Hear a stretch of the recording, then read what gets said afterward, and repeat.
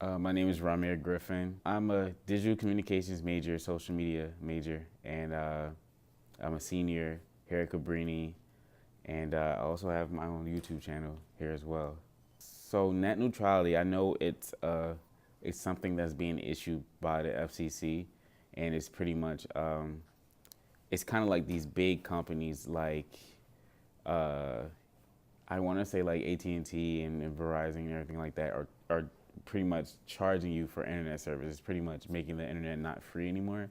So they might, if you want the premium internet pass, you'll get faster speeds. Meanwhile, if you have the regular internet pass, you'll have like a little slower speeds, or they can slow it down if you didn't pay your bill or things like that. So that's what I know about net neutrality. Net neutrality at its core is the idea that the internet should be a free and open platform, almost like a utility such as electricity that we use in our home. Internet service providers, or ISPs, don't limit the use of certain websites or give priority to others. It's all open and equal. Without net neutrality, ISPs would be able to charge customers for the use of certain websites, slow the speed of some, and even block some sites completely. When we talk about net neutrality, the focus is primarily on the internet side of things. How does data flow from one network to another? Okay.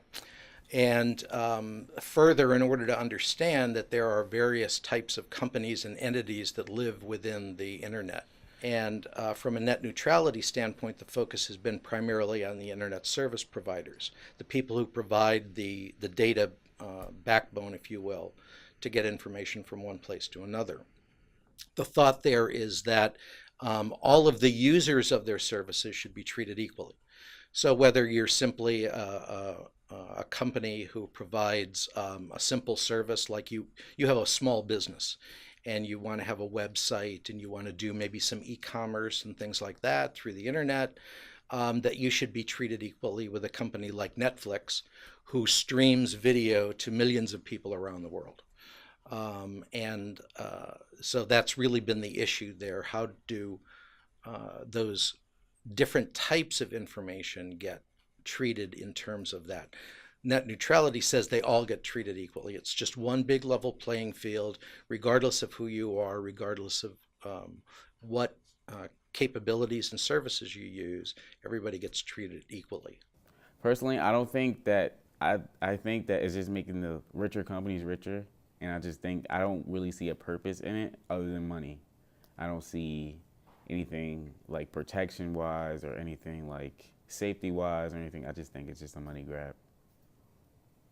The free market generally is a positive thing, as opposed to one which would have a negative impact or a greater negative impact on consumers. So, you think about the government, think about the types of things that the government has gotten its hand in, and the question is, are you better off today than you were 4 years ago, type thing.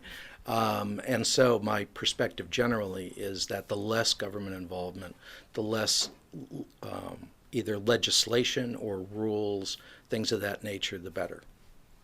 I think campus Wi-Fi plays a very big part in anybody's project or anybody's extracurricular if it's online. Say if something like net neutrality kicks in and something with Cabrini, they don't want to have like the best package.